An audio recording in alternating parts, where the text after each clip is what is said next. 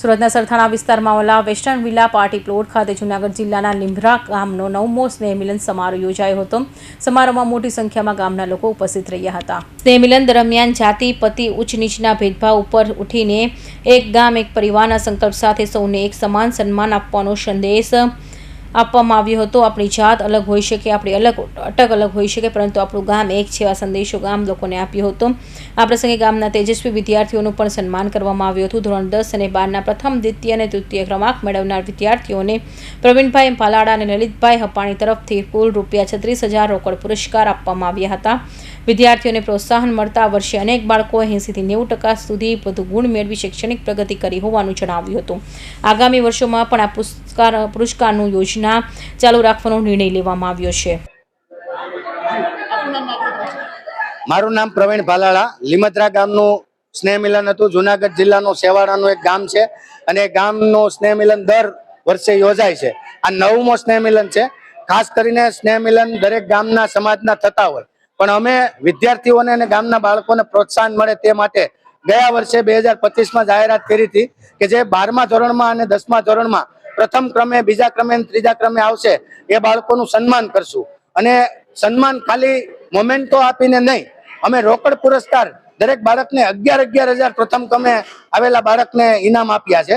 સાથે એક સંકલ્પ લેવડાવ્યો છે કે ગામની અંદર જાતિ પાતિ નહીં કરીએ, ઉચ્ચ નીચના ભેદભાવ નહીં કરીએ, અને આપણે ગામના અહીંયા પણ અમારા ગામની અંદર દરેક સમાજનું સ્નેહ મિલન, દરેક સમાજ મળીને હળી મળીને ભેગા જમીએ છીએ। ગામડે પણ જાતિ પાતિ ન થાય એનો એક સંકલ્પ લેવડાવ્યો છે। સાથે સાથે ટ્રાફિકનો નિયમનું પાલન થાય, આપણા પરિવારના કોઈ સભ્યોનો જીવ ન જાય અને અન્ય સભ્યોનો લાડકવાયો ન ખોવાય તે માટે ટ્રાફિક ઉપર ખૂબ ભાર આપ્યો છે। સાથે સાથે અમે એ પણ સંકલ્પ લેવડાવ્યો છે કે આ શહેર આપણું પ્રથમ ક્રમે આવે સ્વચ્છતામાં અને સફાઈમાં। એવી રીતે સફાઈ કર્મચારીઓની જવાબદારી નથી, આપણી પણ જવાબદારી છે। એના માટે સંકલ્પ લીધો, એઠવાડનો બગાડ નહીં કરીએ, જમવાનો બગાડ નહીં કરીએ, રોડ પર થૂકીને ગંદુ ગોબરું નહીં કરીએ, દિવાલ નહીં બગાડીએ અને કચરો ગાડીમાંથી રોડ પર નહીં ફેંકીએ। એવા સંકલ્પ સાથે અમારો આ 9મો સ્નેહ મિલન આજે યોજાયો અને વિદ્યાર્થીઓનું સન્માન કરીને જે આવેલા મહેમાનો હતા એમને વિદ્યાર્થીઓને ખૂબ પ્રોત્સાહિત કર્યા હતા। સમસ્ત લીંભરા ગામના પ્રમુખ પ્રવીણભાઈ ભાલાડાએ જણાવ્યું હતું કે જન્મભૂમિ સાથે કર્મભૂમિ પણ મારી જવાબદારી છે। સ્વચ્છતા માત્ર સફાઈ કામદારો નહીં, પરંતુ દરેક નાગરિકની જવાબદારી છે।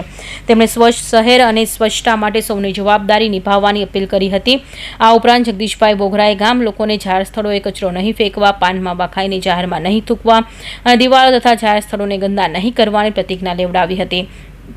લલિતભાઈ હપાણીએ રોડ સેફટી અંગે લોકોને જાગૃત કર્યા હતા। હેલ્મેટ, સીટ બેલ્ટનો ફરજિયાત ઉપયોગ, ડ્રાઇવિંગ દરમિયાન મોબાઈલનો ઉપયોગ નહીં કરવો, નશાની હાલતમાં વાહન નહીં ચલાવવું, ઓવરસ્પીડ અને રોંગ સાઇડથી દૂર રહેવું, તેમજ ટ્રાફિક સિગ્નલ અને માર્ગના નિયમોનું પાલન કરવા અપીલ કરવામાં આવી હતી। Bureau report, Hind TV news, Surat.